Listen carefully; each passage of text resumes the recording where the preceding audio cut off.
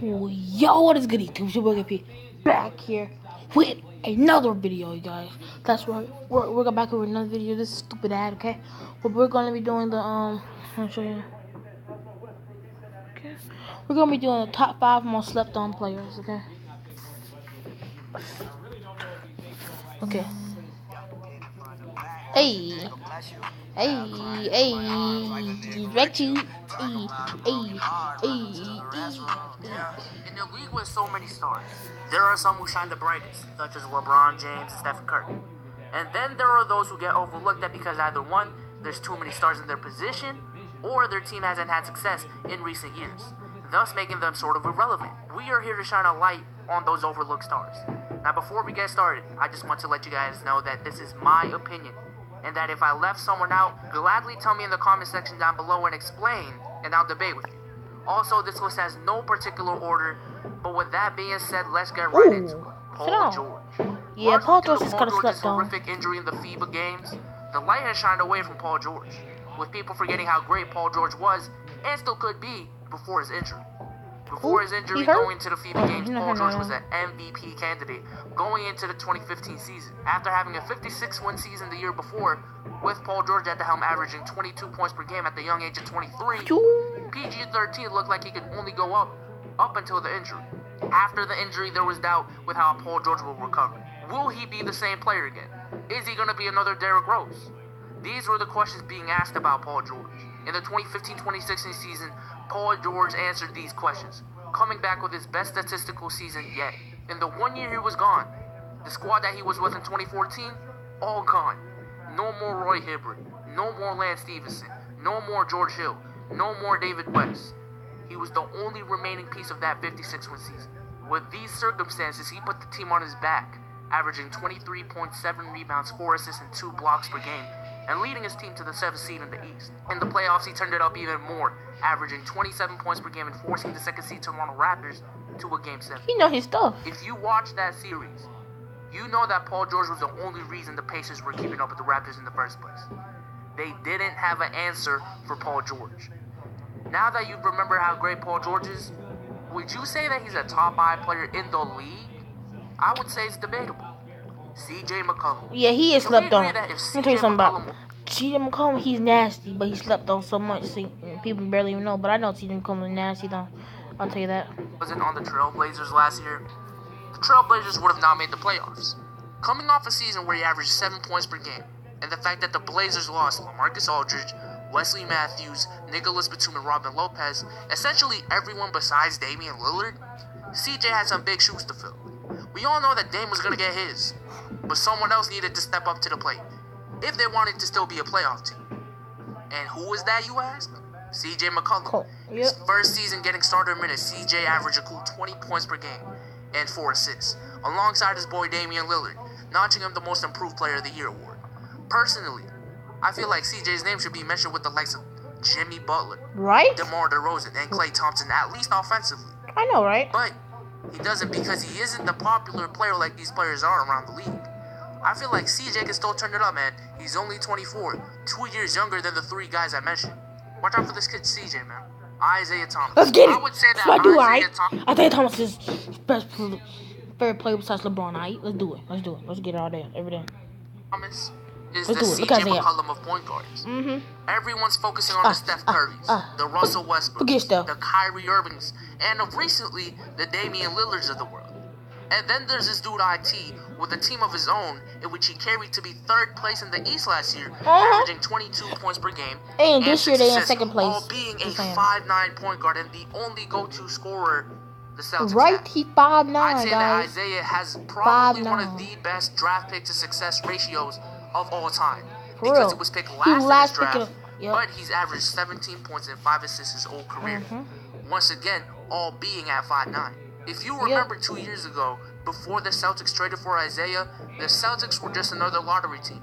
But once he arrived, he instantly became the Celtics' primary scorer and propelled them to be in the playoffs just in the half season that he was on the team. Of course, the Celtics did face the Cavs, and no one was going to beat the Cavs that year except for the Golden State Warriors.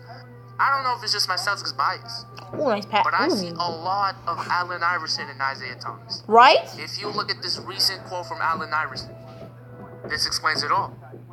Let's see if he's gonna read it. This explains it all. Now that the Celtics have Nope, he acquired... didn't read it. I'm gonna read it to y'all. Let's go back 10 seconds. A lot of Allen Iverson and Isaiah Thomas.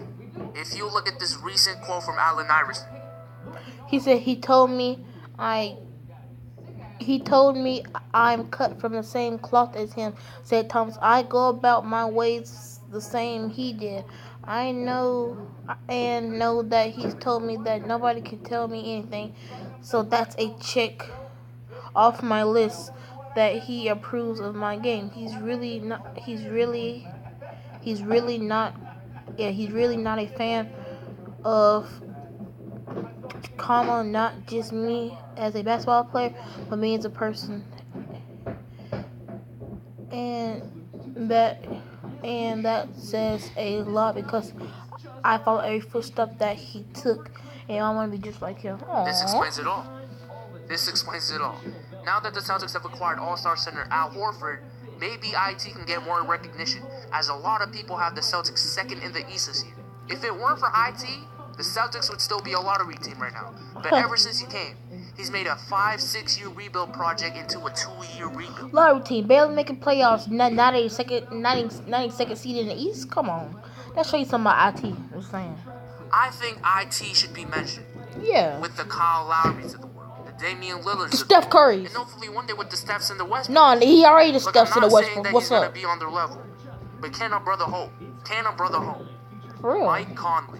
In my opinion, Mike Conley may be the second best pure point guard in the league. While most guards today tend to be scorers like Damian Lillard, Stephen Curry, and Russell Westbrook, Mike Conley is definitely old school. He may not have the flashiest moves or the craziest stats, but Mike Conley knows how to play the game the right way.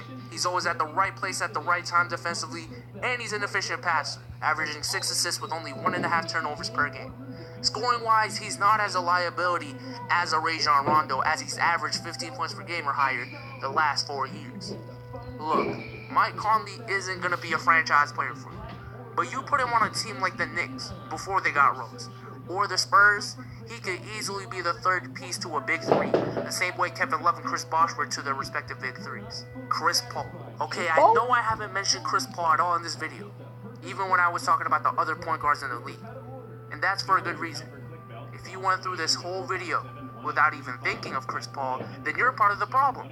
I think that when we think of the best point guards in the league, it's Russ, Steph, then everybody else. But in reality, it's Kyrie, Steph, then everybody else. I mean, Kyrie, Russ, and everybody else. Russell Westbrook and Stephen Curry. This guy's been a consistent 19 points per game and 10 assists guy for a majority of his career.